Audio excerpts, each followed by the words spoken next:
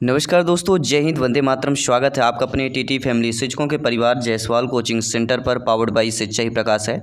दोस्तों आज हम सी-टेट 7 जुलाई 2024 का जो एग्ज़ाम हुआ था उसका ईवीएस पर्यावरण का सॉल्व पेपर करेंगे। तो आइए जान लेते हैं सटीक आंसर। और आपका जानते 30 में से आपने कितना सही किया है, तो सभी लोग ध्यानपूर्वक समझिएगा। प्रश्न यह है कि एक ईवीएस शिक्षिका अपने छात्रों से कल्पना करने और उत्तर देने के लिए कहती है, क्या होता अगर पृथ्वी से कभी पक्षियों या पृथ्वी के से जो है सभी पक्षियों को एक साथ मार दिया जाए। तो ऐसे प्रश्न क्या होगा। आप ही एक अध्यापक अध्यापिका अपने छात्रों से कल्पना और उत्तर देने के लिए कहते हैं, और क्या होता है या क्या होगा अगर पृथ्वी से सभी पक्षियों को एक साथ मार दिया जाए। तो ऐसे प्रश्न क्या कहलाएंगे, काल्पनिक, अपसारी, अभिसारी या दार्शनिक। देखिए, काल्पनिक तो नहीं कहा जा सकता, ना ही दार्शनिक कहा जा सकता है, ना ही अभिसारी होगा। तो ये कौन सा होगा, अपसारी हो जाएगा। कैसा हो जाएगा, अपसारी प्रश्न हो जाएगा। सेकंड ऑप्शन यहाँ पे सही हो जाएगा। इसके बाद अगला प्रश्न साथियों है कि ईवीएस कक्षाओं में मानचित्र पठन गतिविधियों या गतिविधि छात्रों में कुछ योग्यता और कौशलों का विकास करता है। वे क्या होंगे, सभी यहाँ पे ध्यानपूर्वक सभी लोग सुनिएगा। प्रत्येक प्यारे प्यारे भाई बहन, ब्रदर सिस्टर्स एंड टीचर्स, सभी सुनिएगा, क्योंकि प्रत्येक प्रश्न यहाँ पे इम्पोर्टेंट है। ध्यान से सुनिए कि कौन सा आंसर आपका, कौन सा कितना सही होगा, कितना स्कोर जाएगा। ईवीएस कक्षाओं में मानचित्र पठन गतिविधि छात्रों में कुछ योग्यता और कौशलों का विकास होता है। ये क्या होगा, स्थानों की सापेक्ष स्थिति को समझना, स्थानों की दिशाओं को समझना, प्रतीकों और पैमानों को समझना, या पैमाने के नक्शे के अनुसार सटीक रूप से आरेखन की बात करते हैं। तो राइट आंसर ये दोस्तों यहाँ पे हमारा होगा कि पहली बात तो स्थानों को सापेक्ष स्थिति को समझना होगा, क्योंकि ईवीएस की कक्षा में मानचित्र पठन गतिविधि की बात हो रही है, तो स्थिति को समझना जरूरी, मानचित्र है चूँकि। इसके बाद आता है स्थान, दिशाओं को भी समझना जरूरी हो जाएगा, और इसके साथ पैमाने को समझना। पैमाने के नक्शे के अनुसार जो है सटीक रूप से आरेखन करना, ये नहीं होगा। ठीक है, तो क्या क्या हो जाएगा, ए बी सी किस ऑप्शन में दिया गया है, देखेंगे डी, फोर्थ ऑप्शन वाला हमारा यहाँ पे सही हो जाएगा। नो डाउट सभी लोग समझ गए होंगे। अगला प्रश्न है, भारत में अगर 7:30 PM है तो उसी दिन 2 PM कहाँ पर होगा। मान लीजिए हमारे भारत में शाम को 7:30 बजे हैं, तो दोपहर के 2 PM किस देश में होंगे, यानी कितने घंटे का डिफरेंस है, ये जानना बहुत ज़रूरी है। और इस प्रकार का प्रश्न जो है काफ़ी एक डिफ़िकल्ट, सरल भी है और डिफ़िकल्ट भी है, जिनसे नहीं आता। तो 5 घंटे 30 मिनट का जो डिफरेंस आता है वह कहाँ पे हो जाएगा, लंदन। कहाँ पे हो जाएगा, लंदन। फोर्थ ऑप्शन सही हो जाएगा। सभी लोग समझ रहे होंगे। आइए बात करेंगे अगले प्रश्न की। अगला प्रश्न है, ईवीएस पाठचर्या सीखने के सामाजिक रचनावादी परिप्रेक्ष्य में तैयार किया गया है कि बच्चों के गहन अध्ययन के साथ बच्चों के सीखने के बारे में पियाजे जी के विचार सामाजिक रचनावादी परिप्रेक्ष्य का प्रतिनिधित्व करते हैं। कथन, दोनों कथन दिए गए हैं। अब दोनों कथन बताना सही है नहीं है।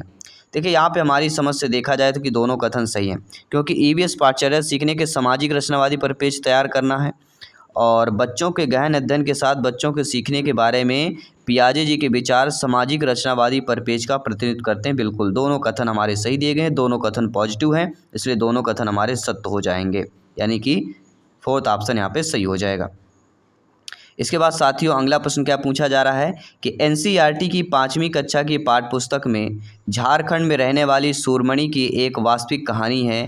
यह अध्याय आदिवासी जीवन और सूरमणि की भूमिका को दर्शाता है। छात्रों के लिए प्रासंगिक अध्याय द्वारा अंतर्बोध में सबसे जो है महत्वपूर्ण यहाँ पे पहलू का चयन करना है। तो सबसे महत्वपूर्ण पहलू यहाँ पे आपका कौन सा हो जाएगा, सिंपल सी बात है, समझने वाली बात है। और नीचे आपके कूट वाले ऑप्शंस भी दिए गए हैं, तो इन ऑप्शनों को भी हमें ध्यान देना है। तो यहाँ पे देखा जाए, पहली बात होती है वनवासी जो समुदाय होते हैं उनके पास रहने वाले जंगलों के बीच का घनिष्ठ संबंध होता है, और लड़कियों की शिक्षा कैसे उनके जीवन को बदलती है। जनजातीय आदिवासी द्वारा उपयोग किए जाने वाले वन उत्पाद भी होते हैं। देखिए जनजातीय समुदायों के बारे में लोकप्रिय धारणाएं या पूर्वाग्रह ये आपका नहीं होगा, क्योंकि छात्रों के लिए प्रासंगिक अध्याय द्वारा संबोधन महत्वपूर्ण चयन करना। तो छात्रों के लिए प्रासंगिक अध्याय में आपका पहला ऑप्शन नहीं आएगा, बाकी बी सी डी ये ऑप्शन आ जाएंगे।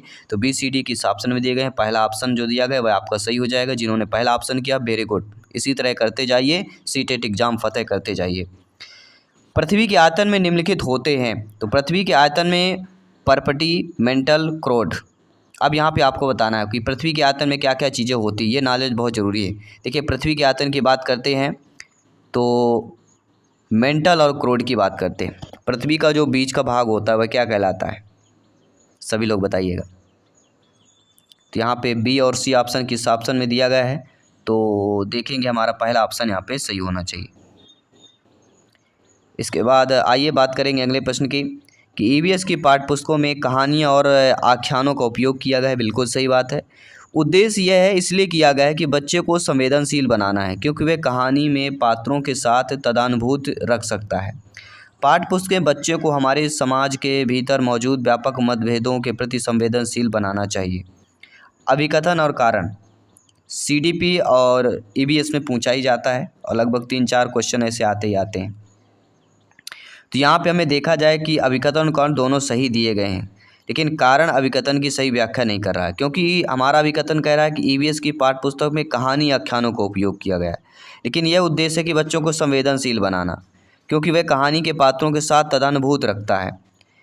तो पात्रों के साथ तदानुभूति रखना ये कहीं ना कहीं नेगेटिव यहाँ पे पक्ष हो गया। तो इसलिए ये सही कारण रीजन नहीं दिया गया है कि बच्चे को जो है या ईवीएस के पाठ्य पुस्तकों में कहानी आख्यानों का उपयोग किया गया है, किस लिए किया गया, ये सही रीजन यहाँ पे नहीं स्पष्ट कर पा रहा है। इसलिए पहला ही आपका कथन भरी सही होगा, कारण नहीं होगा।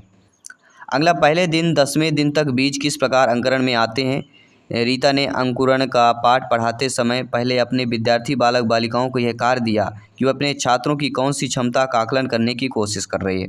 तो सभी लोग ध्यानपूर्वक समझिएगा, प्रत्येक ब्रदर्स एंड सिस्टर सभी मित्रों को जय हिंद, वंदे मातरम। साथियों एक एक प्रश्न यहाँ पे इंपॉर्टेंट है, क्योंकि एक एक नंबर का प्रत्येक प्रश्न है। तो यहाँ पे देखें कि ये अंकुरण वाला जो चैप्टर है, और ऐसा आता ही आता है, अंकुरण बीज से संबंधित प्रश्न आएगा, नाम चेंज किया जाएगा, ऑप्शन चेंज किए जाएंगे, लेकिन कंसेप्ट एक ही रहता है। इसका राइट आंसर हमारा क्या हो जाएगा, पहला होगा कि अनुमान करें कि अंकुरित बीज कैसे दिखेंगे।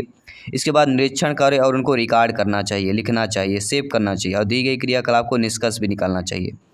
और ये ज़रूरी नहीं कि उसका चित्र बनाएं और प्रस्तुत करें, सबसे जो ज़रूरी होता है क्षमता का आकलन करना है। तो प्रश्न के अकॉर्डिंग हमारे बी सी डी ऑप्शन सही होगा, यानी कि सेकंड ऑप्शन सही होगा। जिन्होंने सेकंड किया बिल्कुल राइट आंसर किया है। आइए बात करेंगे अगले प्रश्न की।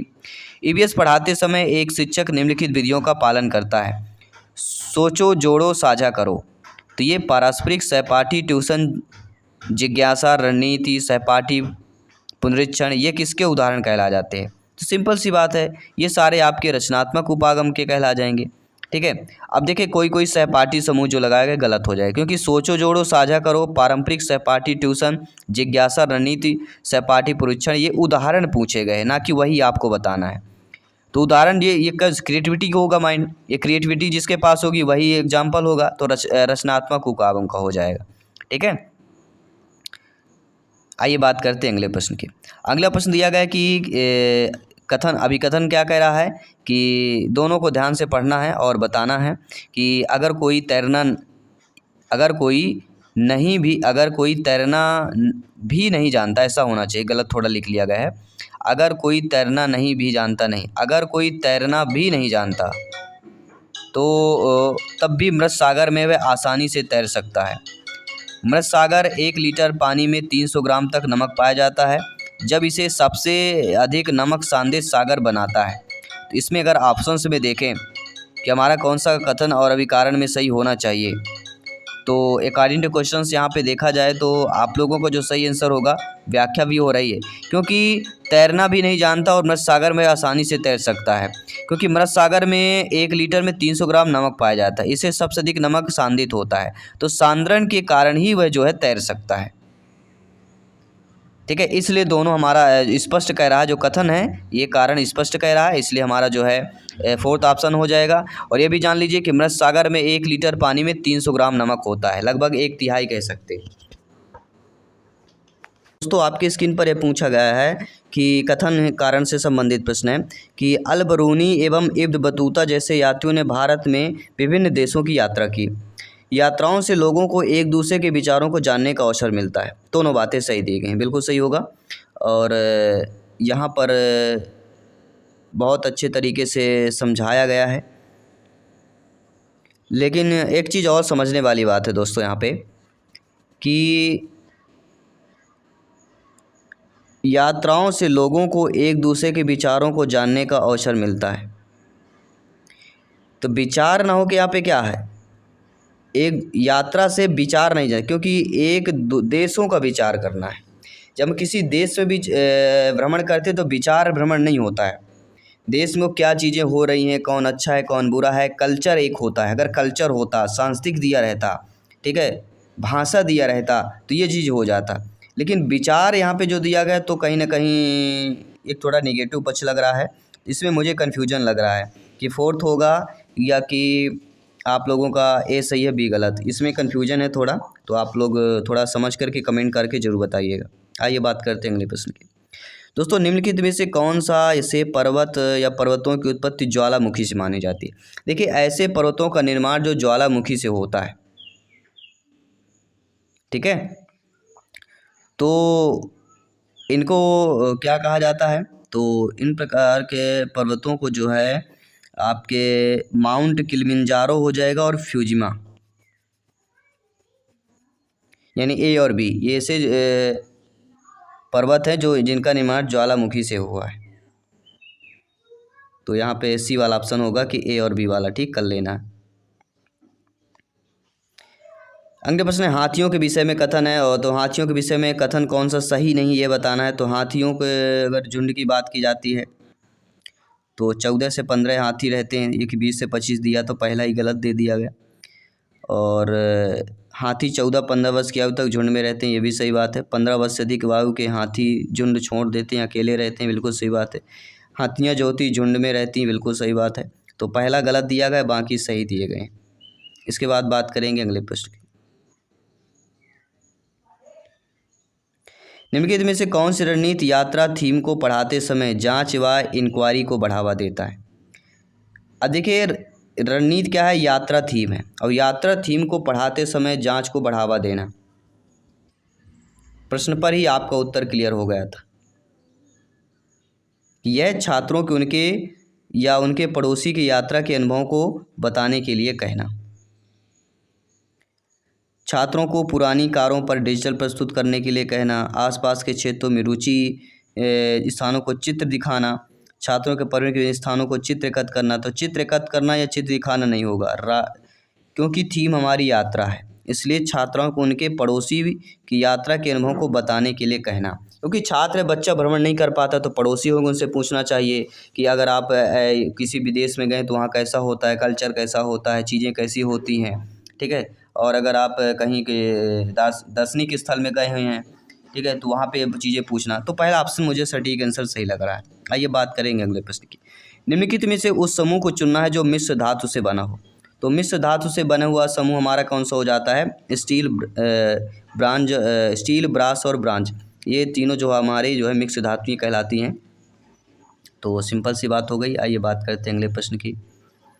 और अगला प्रश्न यह है कि पर्वतारोहियों को अधिक ऊंचाई पर नाक से खून बहने का कारण क्या होता है। कुछ नहीं होता, वायु दबाव का कारण होता है। वायु दाब का असर है कि रक्त वायु को दबाव में बाहरी दबाव से अधिक हो जाता है, जिससे जो है मान लीजिए जैसे कोई व्यक्ति ऊपर जाता है, ऊपर जाने से क्या ऊपर का जो प्रेशर होता है, दबाव जो होता है वह कम हो जाता है। हम पृथ्वी पे क्यों देख पा रहे हैं, क्योंकि ऊपर से एक वायुमंडल है जो हमें दबाव करता है, हमें उड़ने नहीं देता है। इस प्रकार जब पर्वतों में जाते हैं तो दबाव कम हो जाता है, तो फिर ये ब्लड सर्कुलेशन क्या है, ऊपर नाक से ब्लड बहने लगता है। तो ये प्रेशर दबाव का होता है, क्योंकि जितना ज़्यादा ऊपर जाएंगे जो है हवा का दबाव जो है कम होता जाएगा, ठीक है, वायु दबाव कम होगा, इससे जो है ब्लड नाक से निकलने लगता है। इनमें से ऊष्मा के एक कुचालक पूछा जा रहा है। तो सभी लोग जानते हैं ऊन, प्लास्टिक, लकड़ी कुचालक होगा, जहाँ पे करंट ना लगता हो, ना ऊन से लगेगा, ना प्लास्टिक से लगेगा, ना लकड़ी से लगेगा, क्योंकि इसमें जो है करंट दौड़ेगा ही नहीं। छात्रों में ईवीएस के में प्रक्रिया कौशल का आकलन करने के लिए आकलन की उपयुक्त उपकरणों की अधिकतम संख्या व करें। अब देखिए छात्रों में ईवीएस की प्रक्रिया कौशल का आकलन करना है और आकलन की उपयुक्त उपकरण की अधिकतम संख्या हुआ करना है। तो उपकरण की बात की जा रही है यहाँ पर, तो उपकरण की बात की जा रही है तो कहीं ना कहीं हमारा परियोजना कार्य भी शामिल होता है, चित्र बनाना भी होगा, चित्र पठन हो जाएगा। ठीक है, BCD ऑप्शन यानी कि जो पहला ऑप्शन दिया गया है वह आपका सही हो जाएगा, हमारे अकॉर्डिंग सही होना चाहिए। अगला प्रश्न है, सलीम और राजीव स्कूल जाने वाले बच्चे हैं। सलीम को तला हुआ खाना और मैदा से बना हुआ उत्पाद पसंद है। दूसरी तरफ राजू का घर बना स्वास्थ्य खाना खाता है, लेकिन वह पालक और अन्य हरी पत्तीदार सब्जियां कभी नहीं खाता। तो दोनों को क्योंकि कम से विकार पीड़ित की संभावना है। देखिए, पहली बात तो तला हुआ खाना और मैदा उत्पाद खा रहा है, तो कहीं ना कहीं मोटापा की बात की जा रही है, और कहीं ना कहीं वो हरे पत्तीदार सब्जियां और पालक नहीं खा रहा है। तो किसको खाया जाता है, कौन सी बीमारी पर खाया जाता है, ये आप जानते हैं, आपके नॉलेज में होगा, तो मोटापा और एनीमिया हो जाए। अगर वह मैदा या तला हुआ खाएगा तो मोटापा बढ़ेगा, और हरे पत्तीदार सब्जियां पालक नहीं खाएगा तो एनीमिया रोग हो सकता है, क्योंकि एनीमिया रोग को डॉक्टर क्या सलाह देते हैं, पालक और हरे पत्तीदार सब्जियां खाना चाहिए। अगला है, पौधों की एकत्र प्रजाति एक्स है जो बहुत अधिक संख्या में पैदा होती है। पौधों की एक प्रजाति एक्स है जो बहुत अधिक संख्या में पैदा होती है, लेकिन पूरे विश्व में भारत के वाई भाग में पाई जाती है। यह किस प्रकार की प्रजाति है?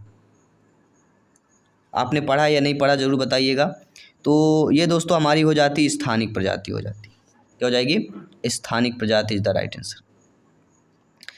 अगला प्रश्न है, कथन दिया गया कौवा पेड़ की बहुत नीची डाल पर घोंसला बनाता है। पहला ही गलत है, क्योंकि कौवा कहाँ ऊंची डाल पर घोंसला बनाता है। बीवर पक्षी दोनों पत्तों को सीकर अपना घोंसला बनाता है, ये भी गलत है। दार्जिलिंग चिड़िया होती वह सीकर घोंसला बनाती है, तो दोनों कथन यहाँ पे गलत दिए गए, तो फर्स्ट वाला ऑप्शन यहाँ पे सही हो जाएगा। अगला प्रश्न है, आपका घर एक्स पर स्थित है, जाता है, आप सभी लोग जानते हैं। यहाँ पे आपके घर से विद्यालय तक के लिए सीधी सड़क नहीं है, तो आपको पहले ए पर जाना है, एक्स के ठीक जो उत्तर है। तो यहाँ पे हम एक न्यूमेरिकल चीज़ें बना लेते हैं, और मान लीजिए एक्स है, ये एक्स दिशा मान लेते हैं, और एक्स के दिशा में ठीक पूर्व हमारा ये होगा, ये ए होगा। यहाँ हमें जाना है 125 मीटर लिखा हुआ है। इसके बाद कह रहा है कि आप बी पर जाना है, तो ए के ठीक पश्चिम में 75 मीटर, पश्चिम आपका इधर हो जाएगा, ए के पश्चिम होगा आना। ठीक है, क्योंकि आप इधर जा रहे हैं तो आपका सिर जो है ए की तरफ होगा, तो ए से पश्चिम देखेंगे तो ऊपर आ जाएगा। ठीक है, ये ध्यान देना है, दिशा भी देखना है। तो बी पर हमें यहाँ पे 75 मीटर चलना है। इसके बाद कह रहा है, ठीक है, सी पर जाना है, तो उसके लिए फिर आपको उत्तर पे, तो आप जिस पर खड़े हैं ये उत्तर आपका इस साइड हो जाएगा। फिर 150 मीटर चलना है, तो ये सी बिंदु हो जाएगा।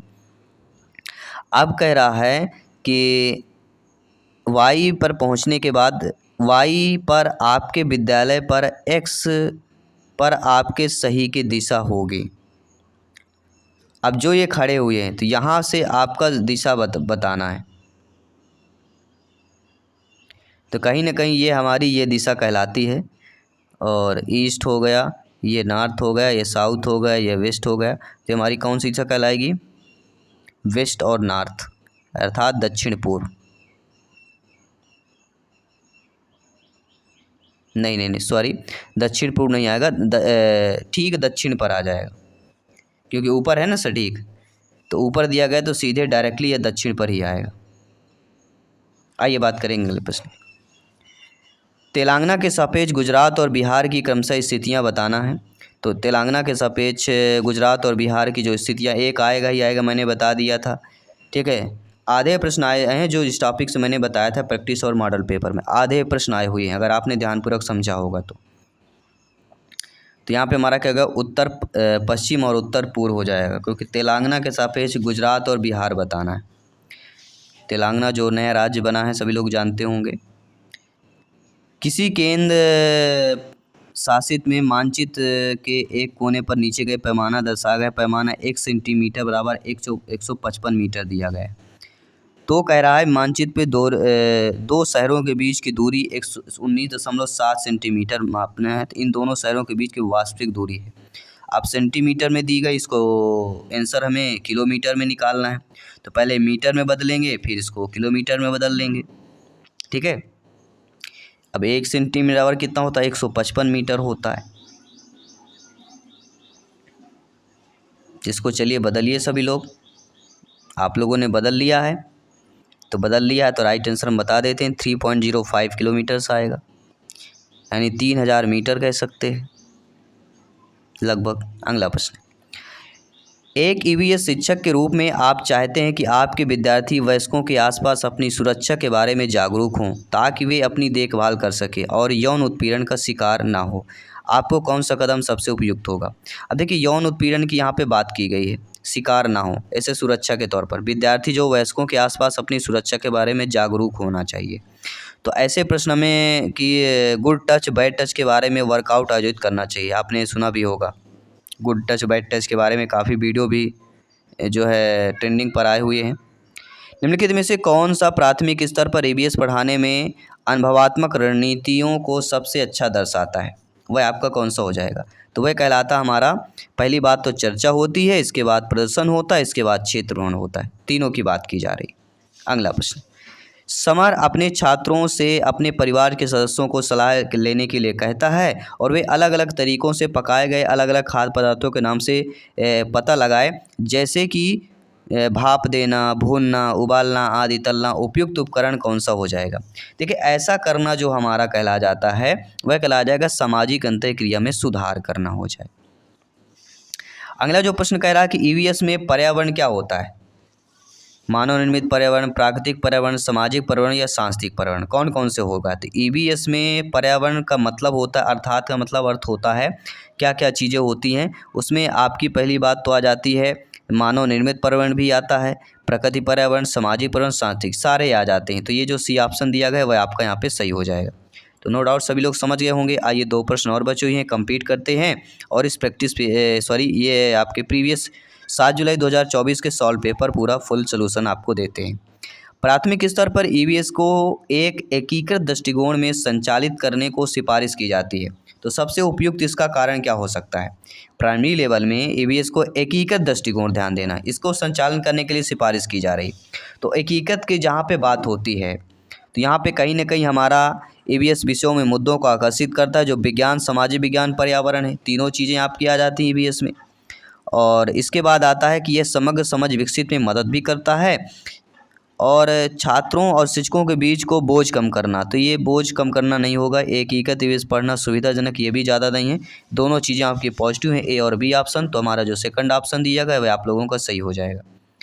इसके बाद अगला प्रश्न है कि रोशनी एक ईवीएस शिक्षिका में सरसों, हरा चना, बंगाल चना, मिर्च के प्रत्येक 20 बीजों में कितने बीज अंकुरित हुए के लिए एक डेटा चार्ट प्रदर्शित कर रहे हैं। उन्होंने उनसे यह समझाने के लिए कहा कि विभिन्न बीजों की अंकुरण दर में भिन्नता क्यों होती है, कि कोई बीज 100 उगेंगे, अगर 100 बीज बोते तो कोई 50 उगता है, कोई 60, कोई 70, कोई ऐसी विभिन्नता क्यों होती है। यह वह कौन से कौशल का आकलन करना चाहता है। तो ऐसी विभिन्नता के लिए जो कौशल कहलाया जाता है वह जाँच हो जाएगी। तो ईवीएस का हमने 30 क्वेश्चंस कर लिया। 30 क्वेश्चन में से पेपर में आपके कितने सही हैं आप लोगों को कमेंट बॉक्स में ज़रूर बताना है। और इसी तरह सारे पेपर का सलूशन हम आपको दिखाएंगे, ए टू जेड बताएंगे, सारे डाउट क्लियर होंगे। और सभी लोग टीटी फैमिली से जुड़े रहिए, क्योंकि यह टीटी फैमिली शिक्षकों का परिवार, आवर टीचर्स फैमिली है। सभी मित्रों को जय हिंद, वंदे मातरम, धन्यवाद।